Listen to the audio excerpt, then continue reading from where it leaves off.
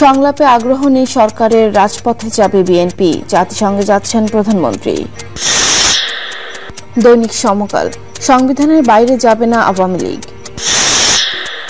দৈনিক ইত্তেফাক, সবুজ সংকেত পাননি কেউ, প্রচারণায় একাধিক প্রার্থী, নির্বাচনে 2 দলের এমপি মনোনয়ন। দৈনিক কালের কণ্ঠ, গ্রামীণ ব্যাংকে এমডি দিতে আদালতে লড়বে সরকার। দৈনিক যুগান্তর, যুগ্ম সচিব পদে আবারও বঞ্চিত 1.5 শতাধিক। The Daily Star, tension over Syria eases. দৈনিক মানবজমিন, নজিরবিহীন সাংবিধানিক সংঘাতের মুখে বাংলাদেশ।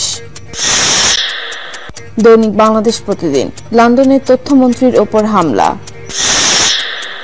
দৈনিক ভোরের কাগজ, বিএনপির দলছুটরা ফিরছেন, আতঙ্কে আছেন মূলধারা দাবিদার নেতারা।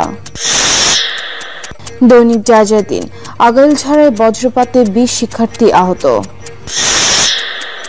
দৈনিক ইনকিলাব, আমার চেয়ে ভালো কে ইসলামে হেফাজত করবে, প্রধানমন্ত্রী, সিটি নির্বাচনে জনগণকে বিভ্রান্ত করা হয়েছে। দৈনিক খবর, নভেম্বরে সংসদ নির্বাচনের তফসিল।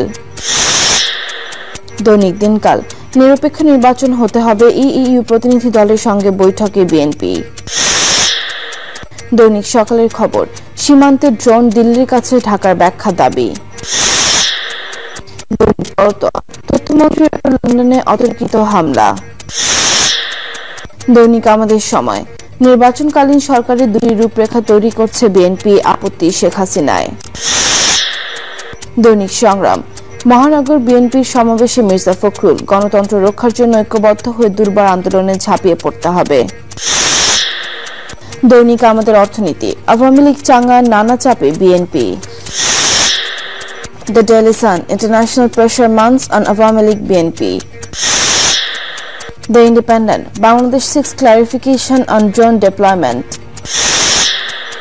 The New Age, broadcast policy fear to curb media freedom.